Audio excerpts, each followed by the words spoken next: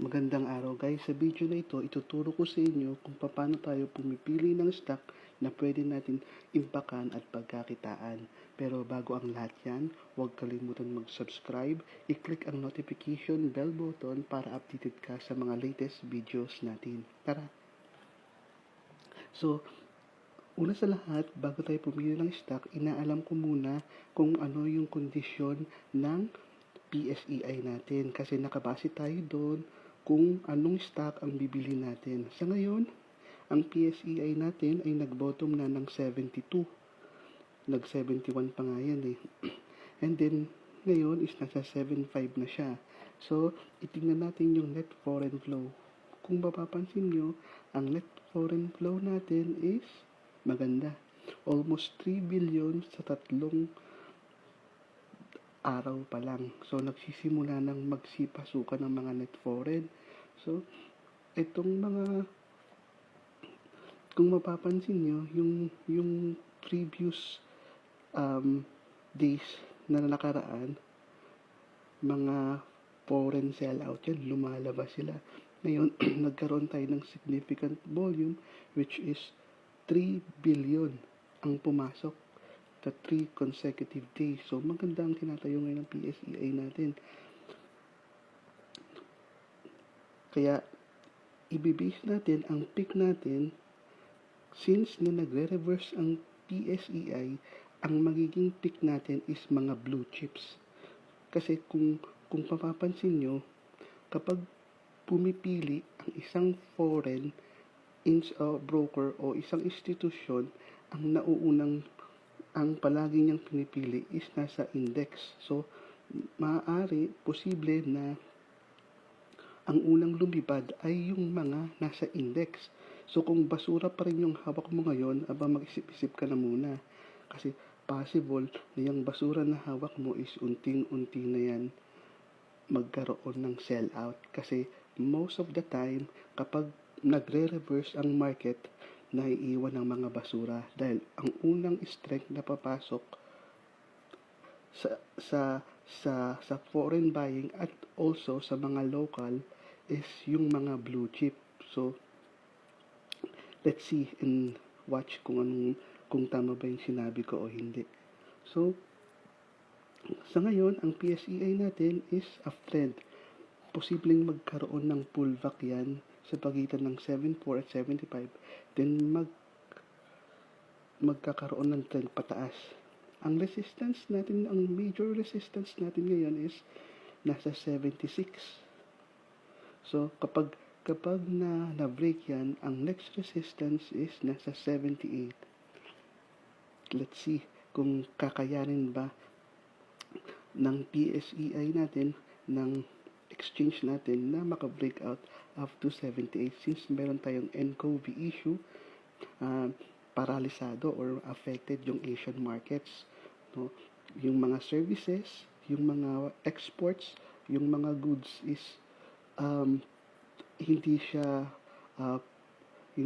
masyadong na-utilize or posible na which is kadalasan yung mga goods at services natin is came from China or ang kliyente is China o Chinese.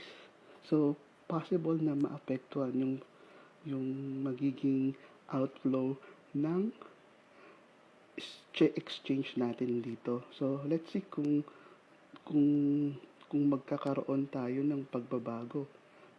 Sana magkaroon ng tuloy-tuloy na uptrend na to since na may good news naman na nangyari. On the other hand, na-acquit si Donald Trump dun sa impeachment niya. So, ito yung nagpa-boost dun sa PSEI natin.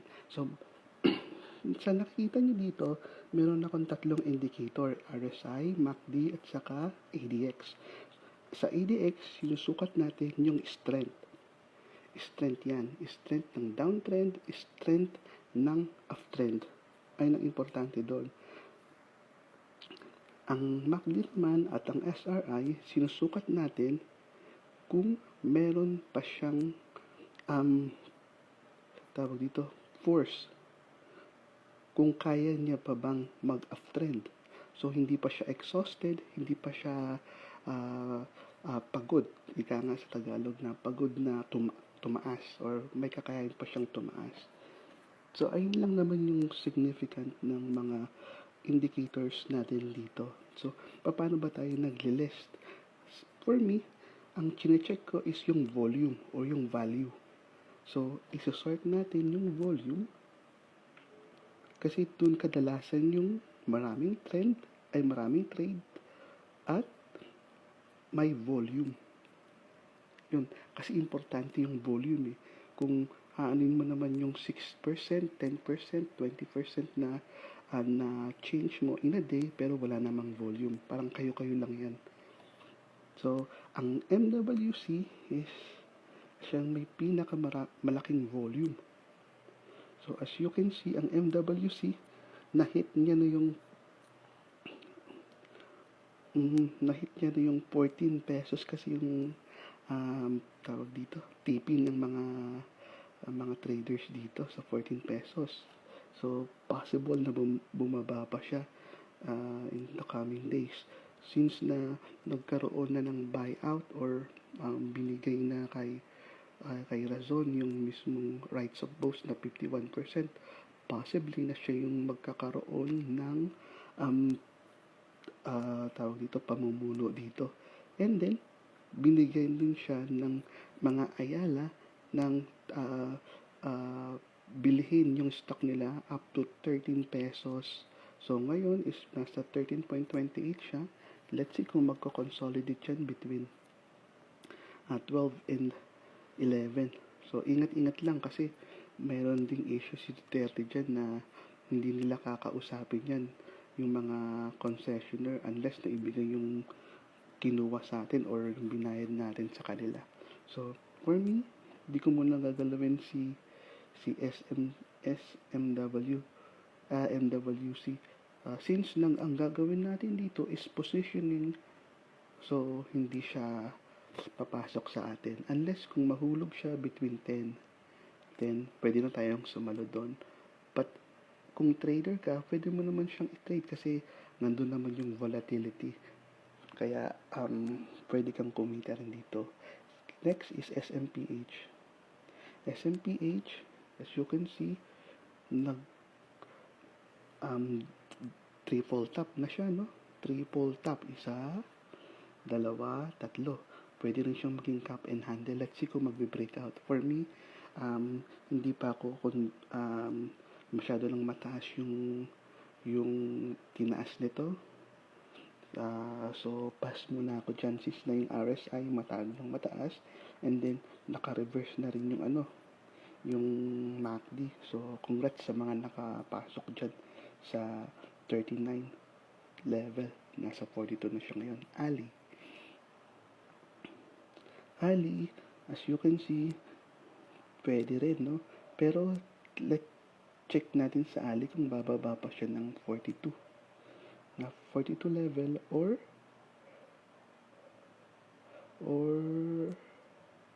nasa 40 level. So, ang entry natin dyan sa Ali is 42. I-check natin yan sa Ali, pero ang entry natin dyan is nasa 42 to 40 level. Let's see. Pero ako, sa ngayong price, pass muna ako dyan. Hintayin ko muna magkaroon ng pullback. ISM.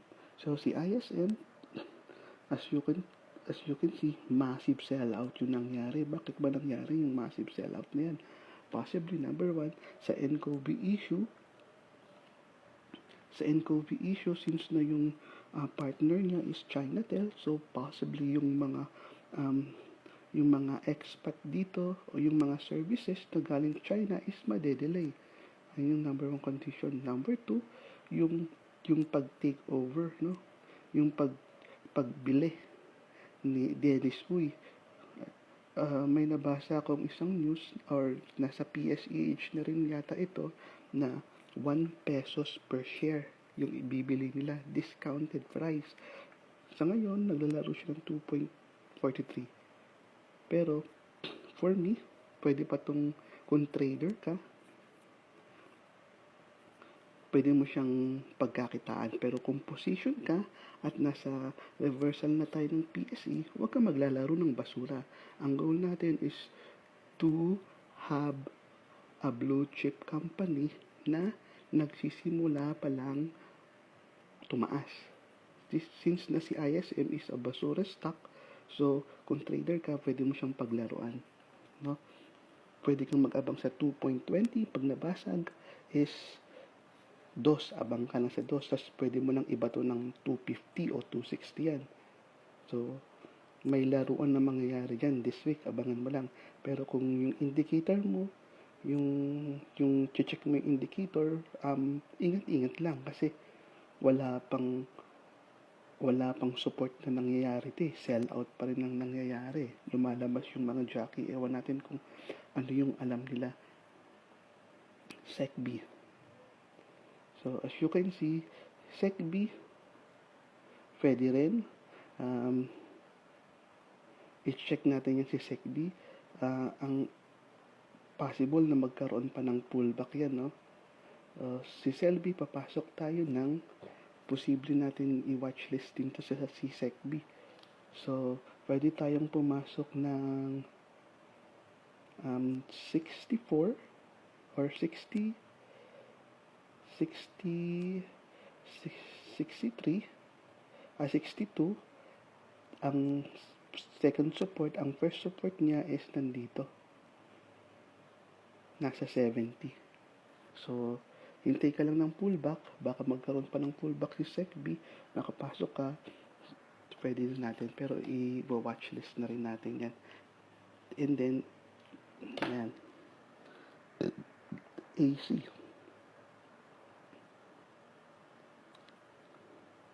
Si AC, as you can see, meron pa siyang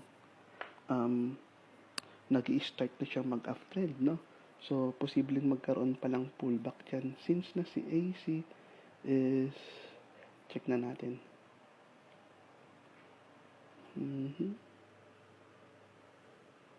Tingnan mo yung tingnan mo yung resistance niya. Kapag nabasag yan, nagkakaroon siya ng lower lows, no? Pag nabasag yan, pag nag-breakout yan sa 800, posibleng reversal na yon, no? Check natin kung magkakaroon pa ng pullback ito in the coming days. Pero pag nabasag ang 800, reverse na yan. Congrats na sa'yo kung i-check mo yun sa AC. Pero for me, dapat hindi mabasag ni AC is itong nasa 720 level. Ingatan natin yung sa AC. So, kung ako, hindi ko muna gagalawin si AC since na aabangan ko muna siya is between 7 or pwede tayong bumili ng 750 to 720. Kapag 700 nabasag, tapon na natin. So for me, buy na pala si AC, no? AC.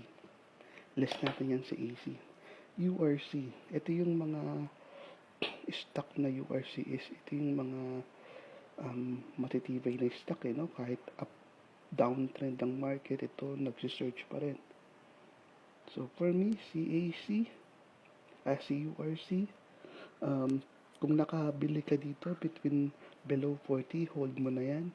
Ang magiging target mo na dyan is nasa 172. Dapat ang condition mo doon, ma-break niya tong 160 level. Otherwise, bababa pa yan, magkakaroon ng pullback yan si URC between 150. Dapat ma-break yung 160 mo. ICT. So, si ICT,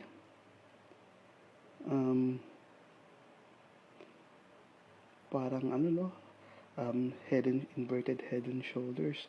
Pero, yung MACD natin is, sa history ng MACD niya is nagtatouch siya dun sa 30 level. So, ang MACD mo ngayon ay nasa mga 42. Hayaan muna natin mag-downtrend to si ICT. Ang entry natin dyan is posibleng 23 hanggang 116 or yun, 116 or 110. For me, hindi ko muna sasama si AC since na yung MACD mo is parang nasa bearish side, no? And then, GT Cap. Check natin si GT Cap. Wow, nag-reverse si GT Cap. So, congrats sa mga nakasalok dito between 6.8 or 6.50, no? 6.60. So, ngayon, may resistance ka. May resistance na nangyari. Nasa 74. Possibly na magkaroon ng pullback muna dyan, no? Si GT Cap. So, kung ako, let's see kung mabibreak niya yung nasa 740 level. Ang next resistance niya is nasa mga 840. Kung tayo, papasok tayo between near 700. GT Cap is near 700. GT Cap. So, iles na rin natin yan si GT Cap. SM.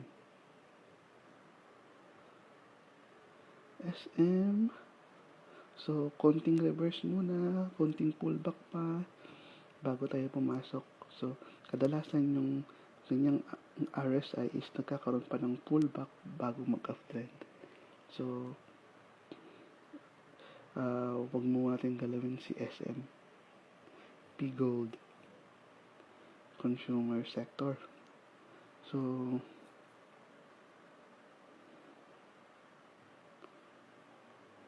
parang maganda si P-Gold eh. Pero as you can see, tinitignan mo yung mga history ng candles niya, pattern niya, dito as descending triangle, pero magbe-breakout siya na, pero bigla kang binuhusan. At the same thing din dito na rectangle, tapos biglang buhos. So, learn from the past, touch move muna, wag muna natin gagalawin si P-Gold. Pass muna tayo dyan. Tel. Si Tel, maganda yung earnings this year, last year. So, possibly na magkaroon tayo ng magandang kita kay Tel. Kung ako ang bibili dyan kay Tel is papasok ako below 1,050. So, si Tel, ilang beses na niya na ang resistance niya is nasa mga 100 to 110. So, abang na lang tayo yan below 150. So, as you can see, yung MACD mo, pa-reverse na rin. And then, let's see kung kakayanin niya. May strength pa ba si Tel para maka-trend. BPI. Kay BPI, nag-i-start na si BPI. I-check natin kung kakayanin niya na ma-break itong level na 187 or 188 para for me, good si BPI. I-check natin si BPI. Kung magdodraw tayo ng line dito, dapat ma-break niyan. So, kung naka-hold ka, congrats. Kung nakabili ka dito sa between sa 181. Pero papasok tayo sa BPI below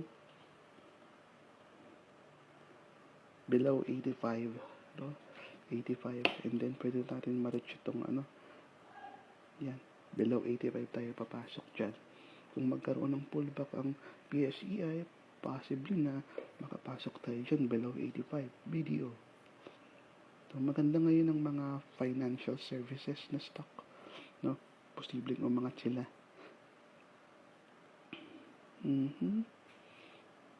Si BDO, kung nakabili ka dito, okay, malapit na mag-breakout. Ito ang resistance ni BDO is 160 for me. Masyadong mataas, wag muna. MBT. MBT masyado na rin mataas, pero congrats kung nakasalo ka dito sa 56, 54, 56 level. So I expect na magkakaroon pa ng pullback yan si MBT.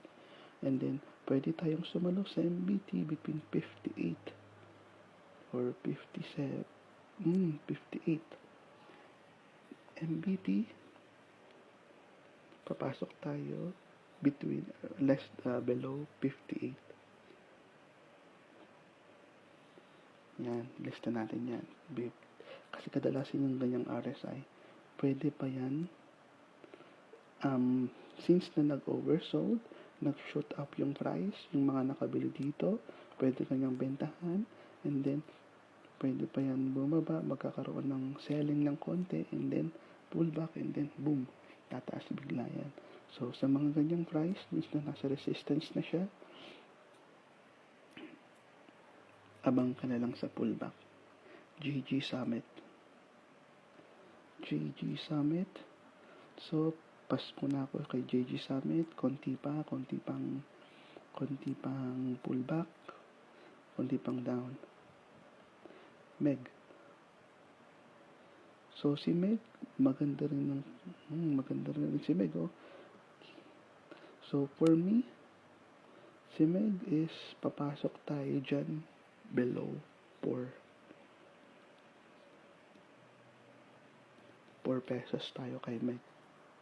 So, since na yung Pogos naman is tanggap naman ni Pangulong Duterte na may mga Chinese dito, hindi naman magkakaroon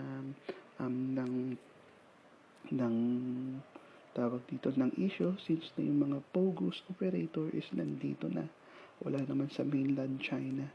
So, possibly rin na, pwede rin pala magkaroon ng effect, no? Kasi yung mga Pogos na nag-ooperate dito is ang client nila is sa mainland China. Pero, pwede ka naman maglaro ng casino since na-boring ka dahil mayroong quarantine or something sa labas, di ba? Pwede kang maglaro or, pwede pa rin or walang effect siguro, no? Tuloy pa rin yung business nila. So, sa atin, papasok tayo below 4. Fruit. Ito yung mga basura stock na kailangan natin pagkaingatan. As you can see dito, cup and handle, di ba? So, let's check kung magtutuloy-tuloy yung cup and handle na yan. For me, parang niluluto yan ng mga insti, no? Pagka-breakout yan sa dos, posible kanyang bentahan. Diyan yung maglalabas ng bentahan dyan. Kaya ingat-ingat lang.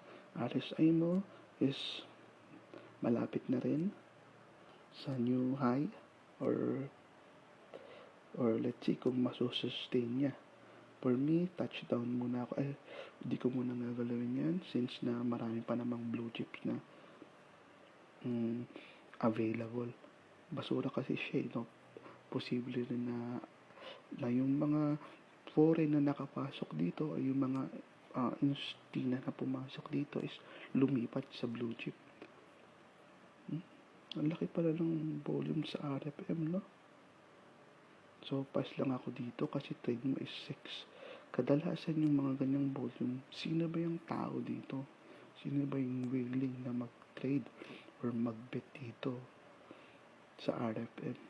So, yung mga ganyang volume na yan, posibleng mayroong karoon ng mga significant. So, wag mo rin i-ignore yung mga gantong volume. I-watchlist natin yun si RFM. No, kasi may volume na nangyari. May gustong tumulak or may gustong lumabas. Ganun lang naman yun eh. Pero kadalasan, yung mga significant na volume na ganyan is maganda. MPI. 322 na pala si MPI. Grabe. So, wow, MPI ha. Consolidation. Si MPI, pwede na natin pasukan yan, pero bibili tayo below 320. 320 to 3.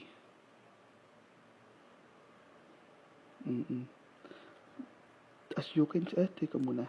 As you can see, ang MACD mo is below 0 and yung strength mo pababa. So, posible na bumaba pa si MPI. May nag-aalaga lang dito kay MPI. Check na lang natin. Watchlist natin yan. So, MPI, bibili tayo ng below 320 to 3. Diyan ang bilihan natin.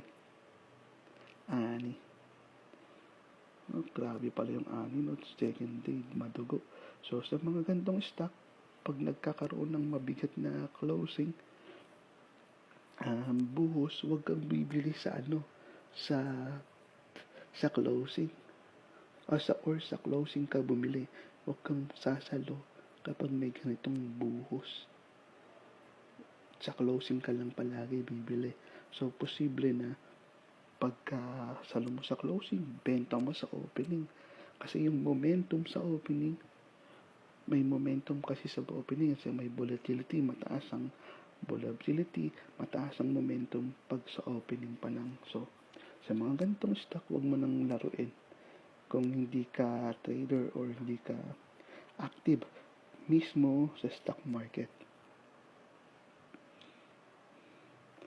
Possible na bumaba pa yan, no? Kasi affected ng NCOV, yung mga NCOV, and then posible may isang broker dyan na nagli-liquidate ng kanilang mga stock, no?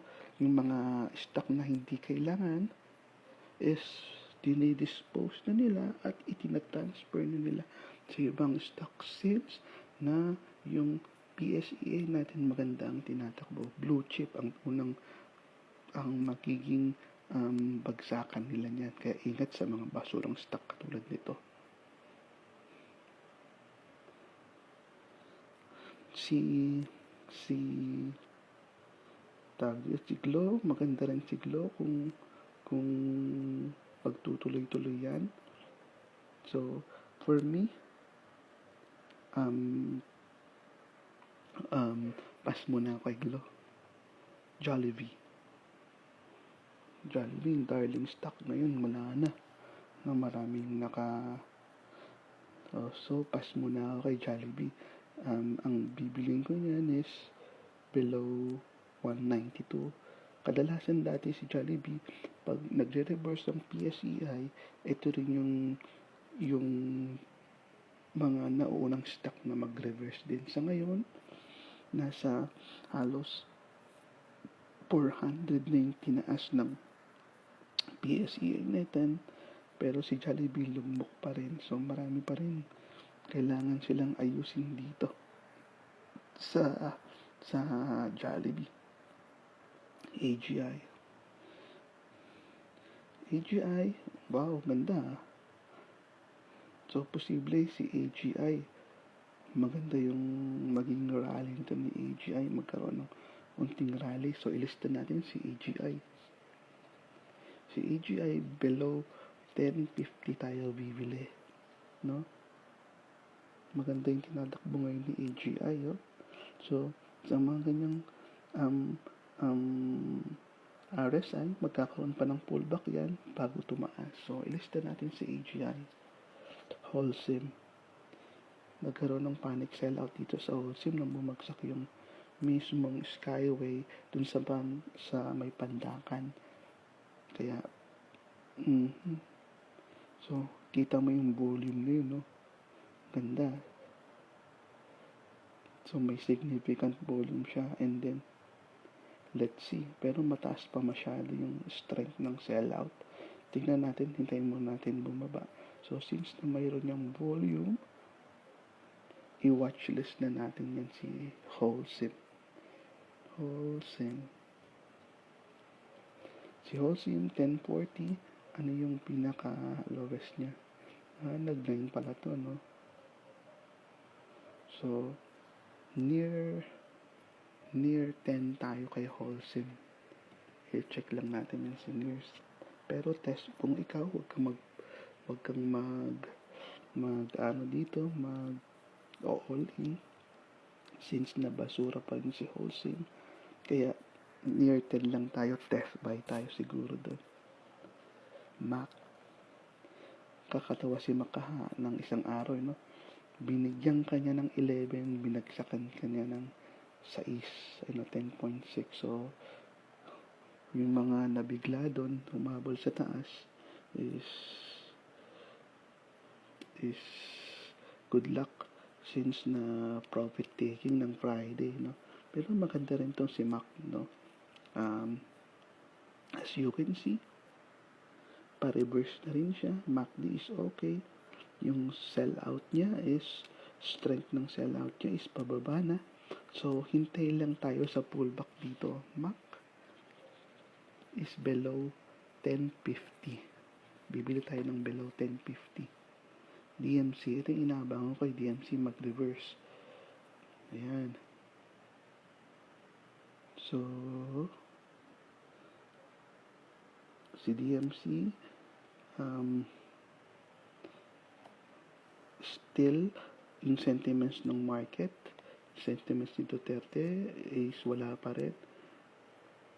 Baka kasi maulit itong scenario na to, no? Sa DMC. So, hands off muna tayo dito. RHI, Robinsons Retail Incorporated. Yan, Robinsons Retail Holding Inc. So, pass muna tayo since na yung MACD mo is hindi muna maganda and RSI mo is wala pa near 30. LTG. Maganda pala si LTG, no? So, ayun yung mga blue chip, nakakita ka na ng bullish divergence. So, bullish dito and then dito. So, posible na maganda itong taas pala ng LTG. Kahit i-hold mo ito ng 3 to 6 months, panalo ka dito. Since si Lucitan may-ari. May nabasa rin akong article about Lucitan na yung Lucitan Group is nag-donate ng tawag dito ng mga protective gear or suit para sa mga hospital or na nag-aasikaso sa mga NCOV patient natin. So, good feedback siya. Meron siyang good points kay Duterte kung ika-count niya yun or kung ma-recognize niya yun. For me, magandang tinatakbo ng MACD, magandang RSI. Yung strength ng sell strength niya is pababa na. Watchlist na natin si LTG. LTG, buy tayo below 10.30. So, kung ikaw, hold mo lang yan, 3 to 6 months, panalo ka na ng 20% dito. Pwede ka nang magano ng 13 pesos, oh. Tech. Ayan. Sa video natin, sa previous video natin, ang sinabi natin is mag-hold si Tech ng 260 para magkaroon ng reversal. So, hindi siya nag-hold. Good luck sa mga holders nito. Yung MACD, hindi na maganda. RSI, pababa na. Pero one point din na may nabasa akong news about Tech na binabaan ng China yung tariff nila papuntang US. So, posible mag-benefits ito at tumaas.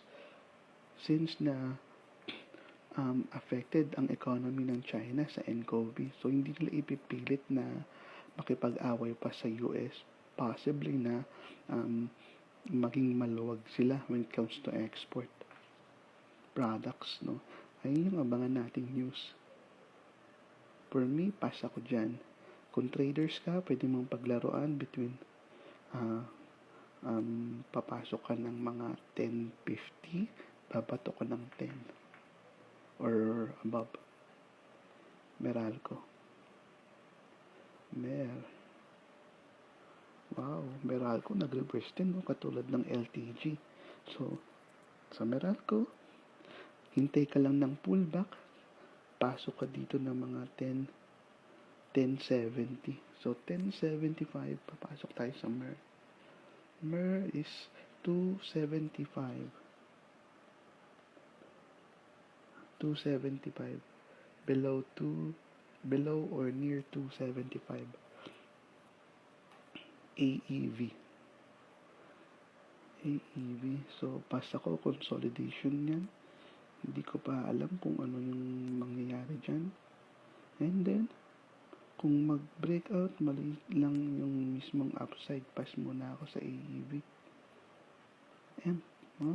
Mataas pa lang ano ni EMP, no? May something. Tika muna EMP. 26 million. 99 trades, EMP. 26 million. Sell office time, ang taas, oh. Anong meron sa EMP?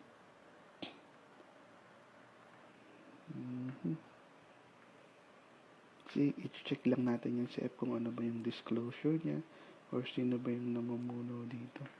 So, wag muna natin galawin si M. Pero i-check rin natin yung background niya, bakit nagkaroon ng ganyang significant volume. RLC.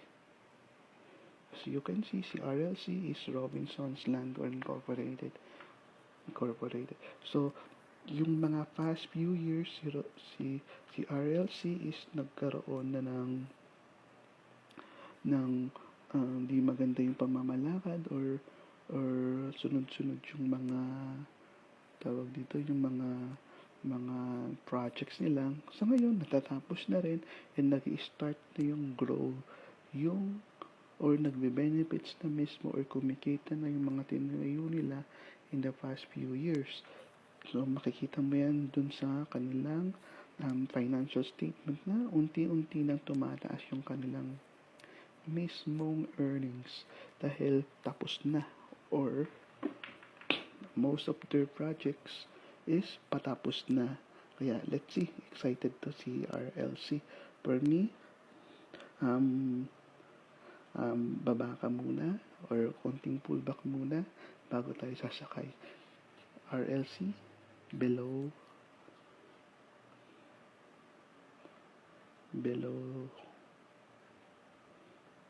baratan tayo dito below 24 kasi ang kinakatakot ko dito si RLC malaki pa masyado yung so touch muna tayo, hands off muna tayo kay RLC, wag muna natin lista yan. M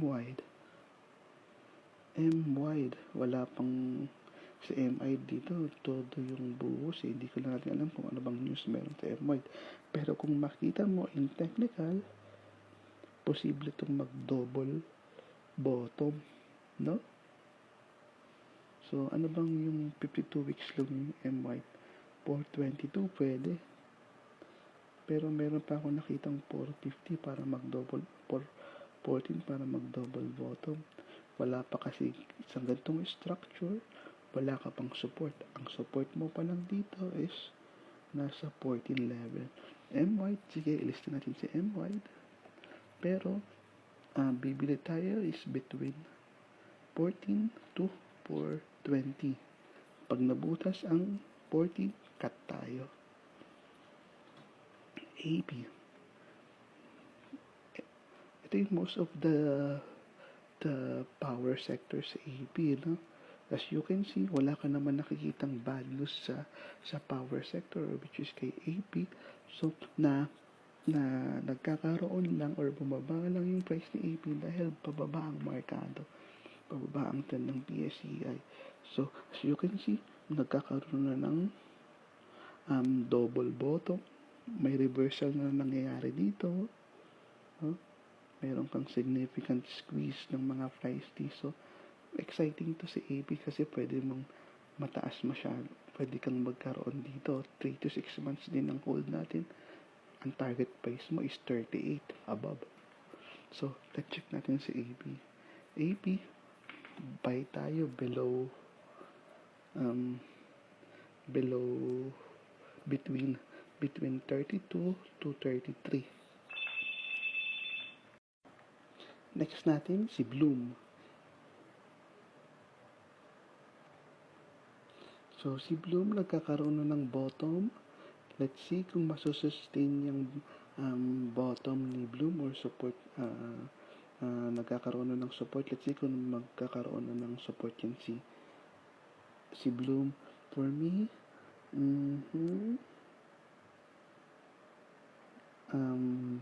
pwede rin si Bloom. 9 pala to, no?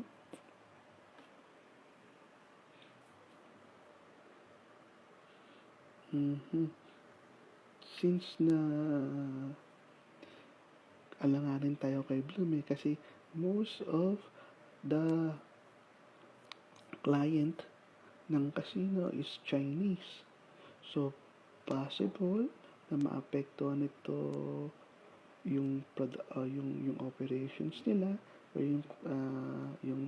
yung mismong kita nila since na mayroon tayong issue ngayon sa NCOV. And then, ka-competitors pa niya yung mga pogos, no? So, for me kay Bloom, wag muna natin gagalawin. Si Sun.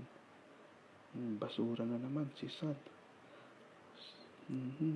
Sa akin ngayon, pass muna ako dyan kay Sun. Kitang-kita naman ang MACD. Kung kitang-kita naman ang RSI. Web.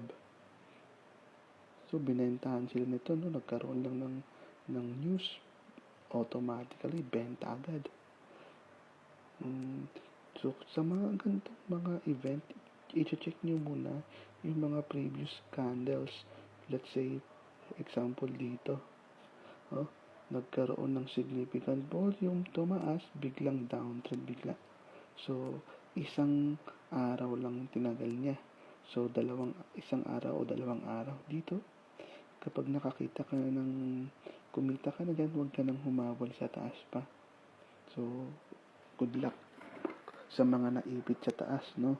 Possible na bumaba na yan si Web since na nagkakaroon pa ng ongoing restructuring yung mismong company na to. So, hopefully hindi bumaba si Web dito sa price level ng 3. Pero kung bumaba yan, good luck. FGen. I-check natin yung FGen. FGen isang power utility company. Nagbo-bottom na. So, maganda rin sumakay kay FGen kung gusto mo. Maganda na rin ng MACD. So, hintay lang tayo ng pullback. So, FGen, pwede natin si FGen. Pero, sakay tayo below. Yun.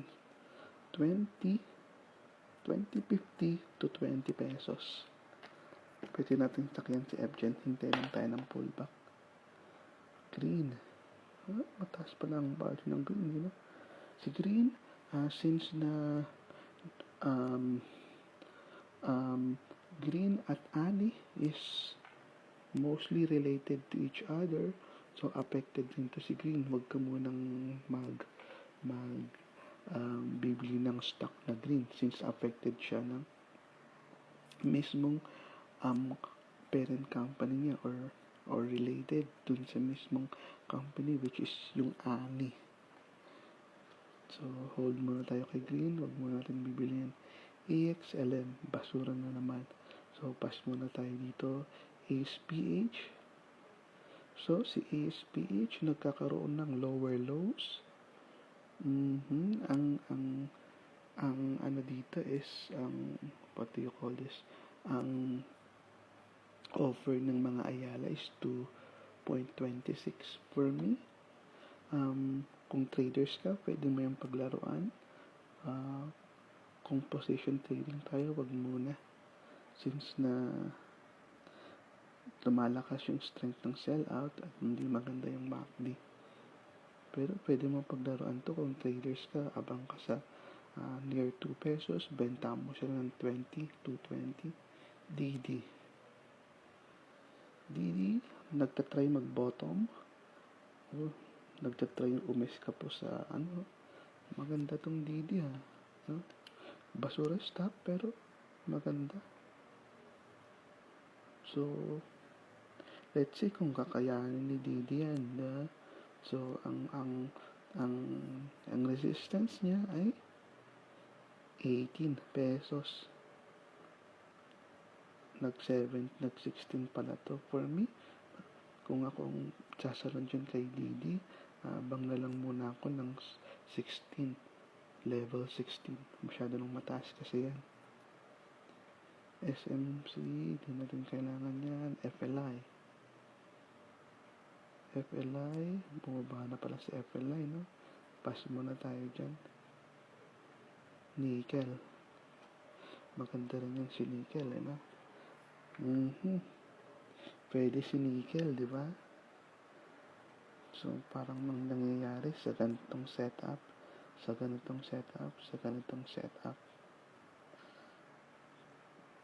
Kung check natin yung MACD, bumababa na rin ang sellout. MACD, mag-about to close. Ang konting hulog muna si nickel. Below 270 tayo bibili. Up to 250. Pag bumababa ng 250, bentahan, tama pala, no? Doon pala tayo. So, sana hindi siya bumaba ng 250 kay nickel.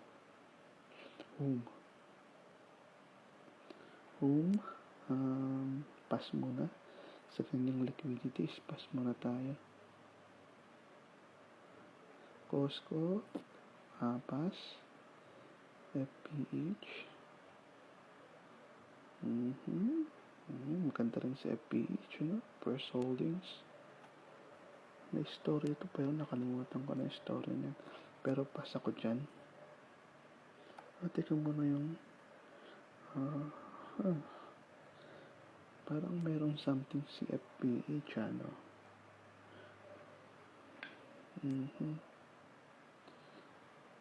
FPH is 16, not 1K. Pero ako, pass muna ako sa ganyan. FPH, SEB, pass muna tayo. CHP, ito yung nagkaroon si CHP ng SRO. Pero kadalasan, kapag may SRO ka, bumababa ang presyo. So, kung traders ka, pwede na rin ito. Pero, meron siyang bullish divergence. Pwede to. Pero below 140 ka. Kung gusto mong paglaruan si CHP, below CHP, bili ka ng near 440. Pero pag bumagsak yan ng 440, tapon mo na.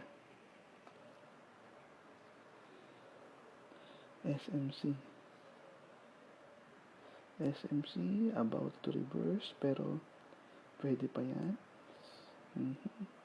Pwede sa SMC, no? SMC wala pa. So SMC, pwede tayong bumili sa SMC ng low 320, near 1.31, near 1.32 pala. SMC is near 1.32. Tapos tapon tayo sa unang wave ng pag-upside niya. Then babalik yan ulit sa level na yan sa pagka-uptrend. SSP, kung meron ka pang hawak yan, dapat nakatapon ka na. Babalik na ulit sa dati yan. Pass muna tayo dyan. House. Pass muna rin tayo dyan. Pwede sa house, 14 level, pero nag 16 pa. Wag muna. Pass na rin tayo dyan. Aba, ito yung palagi may dividend, no? Cup and handle, So, kung ako dyan, mag-aabang ako dyan ng near 80. Near 0.08. Kung traders ka, pwede mo siyang laruin. C effective ng ISM. So, pass muna tayo dyan. Wala pang bottom.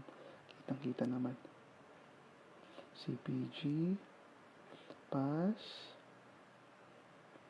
ABS. ABS. Pass muna tayo dyan. Pero i-watchlist natin yan kasi once na nagkaroon ng major setback or major announcement ng i-review na yung kanilang prangkisa, pwedeng tumaas yan kasi posible na na magkaroon ng mga extension ng prangkisa nila kasi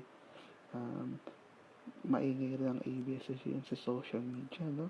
Hindi yan magpapatalo kay Duterte, no? So, let's see kung magkaroon na ng major or may development na doon sa pag-extend ng kanilang license to operate. Wilcon, which is as usual, mataas naman talaga yan si Wilcon. BLL, pas muna tayo dyan sa BLL, sige.